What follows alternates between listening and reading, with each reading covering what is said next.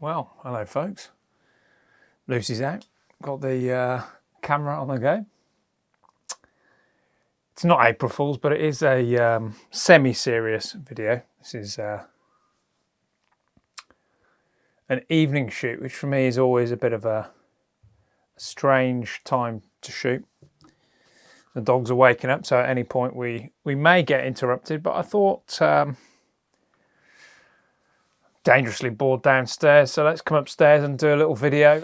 Got the old Epiphone Wilshire on the go, and going to talk about 20 years as a self-employed musician. It's going to be a one-taker, so let's see what happens. The thing about a career in music is you don't really, well, you kind of choose it when you're younger. You choose being a musician when you're younger, but as you get older you realise that you didn't choose it really. You realise that it chose you to some extent, and you basically, as you get older, you do a bunch of things, as much of your life as you can, bolted on to music in order to facilitate essentially being creative and whatever that looks like for you. I'm going to tell you what my 20 years as a professional musician looks like, and give you 5 tips, perhaps more, that I tend to give out to people, or have given out to people. It is something that comes up, particularly when you know, in music, you do hang out with people often. I guess you do in any job, but you often hang around with people that are younger than you, and younger musicians, you know, it's a confusing game to get into. So they'll often ask an older musician for advice or suggestions on things. And it's not uncommon, hello Bucky, for me to say the following things. So quite early on, the first thing that I always say to people, here's tip one, if you like. The first thing that I always say is save 6 to 12 months operating costs.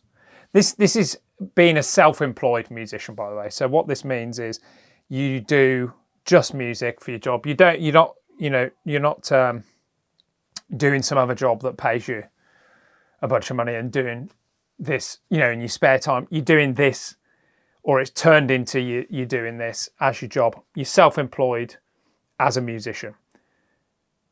If you're self-employed, generally, maybe it's a good idea. Save 6 to 12 months operating costs as early on as you can, as you're able to do that. If you're able to do that, put that in a bank account and forget about it.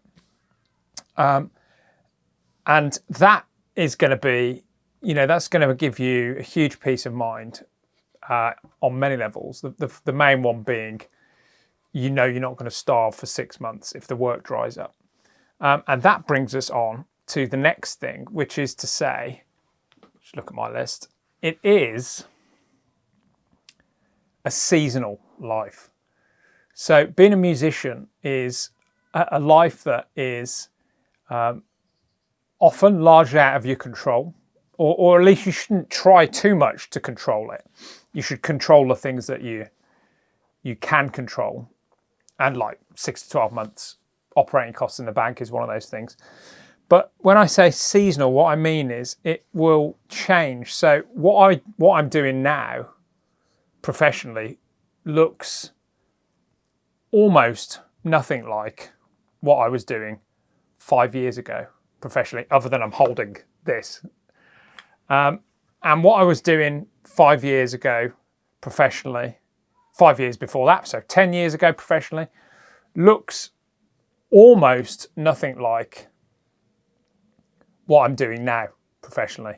And this you can track that back, you know, for the whole time that I've been earning money out of this, which is about 20 years.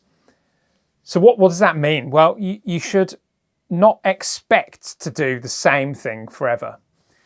What I mean by that is, when you have a normal job, there'll be certain things that are consistent in your life. You know, you get up at the same time every day. Perhaps you go to the same place to work every day. You know, some of the same co-workers every day.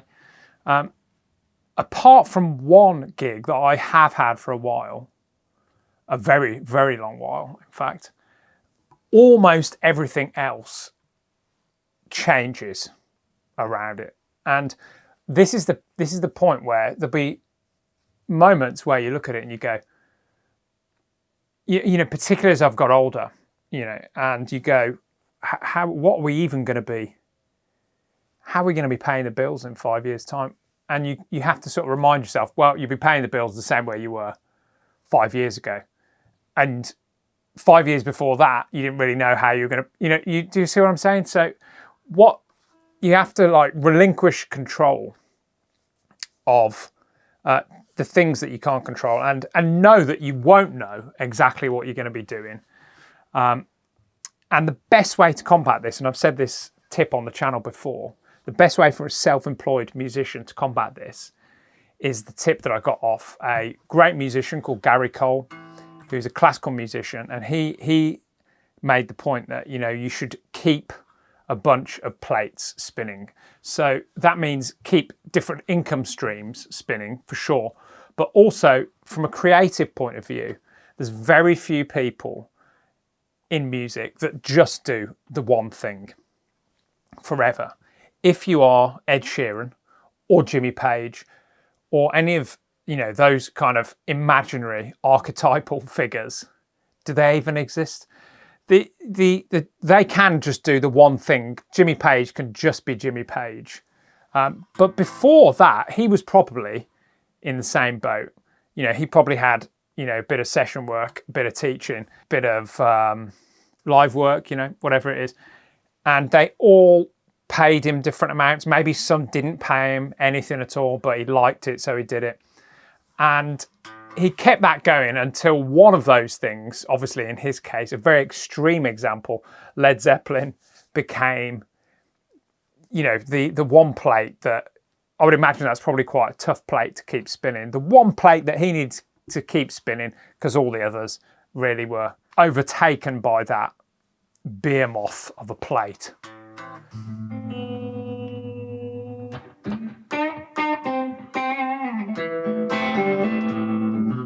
You see what I'm saying? So you try and keep the plate spinning. And then that will hopefully, as the seasons change in your life, that will hopefully give you enough things to choose from to earn money. And it is choice, because sometimes you have to do things to earn money, and sometimes you have to do things for a creative pursuit. And often those things, you know, if you're good and you work hard, will move into focus as one thing. But of course, they often won't as well. So you should figure out which plates are the short-term plates, which are the long-term plates, which are the ones that you're going to start spinning now, so that in 5 years you will have a new option to pick from. And that plate spinning idea brings us on to tip 3, which is chasing money. I've just written chasing money. And that's it. All you got to do is chase money, folks, and you will be fine. Of course, that isn't tip 3. Tip 3 is to know that there will be some things, there will be demands on your time, usually things that give you income in the short term. So you'll be like, okay, go and do that for money, do that for money, do that, you know, as a self-employed musician. And you will do those things at the expense of setting the plates spinning that might be A, opportunities in future to earn more money, or B, more likely, opportunities in future to do something that is more creatively fulfilling. Because as I said at the start, ultimately what we're trying to do here is, you know, facilitate the fact that from quite a young age, for me, as literally as long as I can remember, I wanted to have a creative life. I didn't want to be on an alarm clock. I didn't really want to be on a bell. I wanted to basically facilitate my creativity. And I only realized within the last 10 years, you know, that is what my life has been about. It hasn't been about some career plan. It was essentially to try and do things that facilitate and are driven by my creativity. So if you're constantly chasing these things that are, oh, go and do that gig here. Oh, come and do another 10 hours of teaching a week here. Come and do that. Come and do this. Stuff that is just like, you know, you've already got those skills down pretty well, and they're just paying you cash in the short term. If you need the cash, brilliant. You know, if you then you can go and do those things, and, you know, maybe you can put off the other stuff. But as you get older, what you'll find is that if you keep just doing those short-term cash chases, what you will find is that the longer term opportunities, as I've said, whether that's financial or fulfillment driven, will continue to recede into the distance. And they will never come into focus as long as you keep chasing this stuff that is like chucked in front of you for short-term cash gains. So that means at some point you might have to actually not choose money, which as a self-employed anything feels completely antithetical to everything that we're taught. And, you know, that means you might have to say, okay, I'm not going to do that thing that's going to earn me money next week, because I need to do this to set this up for, you know, an outcome that may never happen. So that's quite a big thing. Just to remember that in the midst of the chaos of trying to earn cash as a musician and to keep the now moving, you know, you should also pause and try and think, well, to some extent, what am I, you know, how can I point myself in a direction that is either, you know, if you want to earn more money, going to give me more options for earning money, or, as I've said, more importantly, something that is going to be more creatively fulfilling. Let's get back to money for tip 4. If you can, cut out the middleman. The music business is populated with middlemen everywhere, you know, more so than I think many industries, but certainly it's rife in the creative industries. There are middlemen and middlewomen at every turn. And this is a very short tip, you know, essentially know what they are, how to spot them, and how, if possible, to cut them out and to do the thing yourself that they provide. Let's say there's a place in your town that you want to start earning a bit of money by teaching guitar. And they provide sort of a room and some students. You go and teach the students, you don't have any control over the students. And you also don't have much control over the money that you earn because they're going to take a cut of your earnings. So in that case, it would be realizing that, okay, that middleman provides premises and advertising, and you then doing those things yourself. And then you have cut out the middleman. That's a simple example. You know, if we go looking through the music industry, the middleman is everywhere. So you're never, I don't think, going to be able to cut out the middleman completely, but do your best to do as much of it as you can yourself. One middleman that you probably shouldn't, actually, whether you consider this to be a middleman, I'm not sure, but the next tip is, and it's a very simple financial tip, is learn to do taxes. Understand taxes wherever you live. And of course that applies to any kind of self-employment.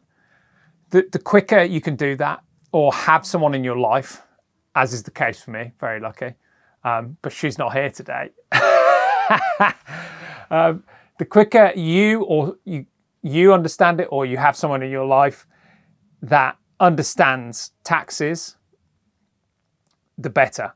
Now, when I started out as a self-employed musician, I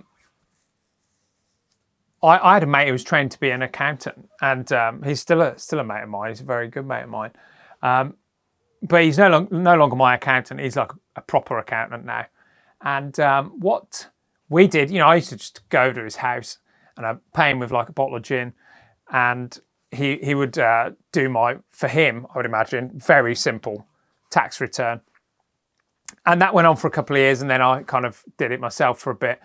And then, you know, we figured out how we're going to do it going forward. And then it's just something that rolls on, because people, you cannot avoid taxes. They are one thing that is certain in life. And the quicker you learn and understand tax, the happier you will be. And really, of course, that is what it's all about. You know, remember why you got into music, why you got into self-employment particularly, and remember to have fun. I think that is the key, that, you know, in amongst all of this, in amongst the pressures of self-employment, and particularly self-employment and as a musician,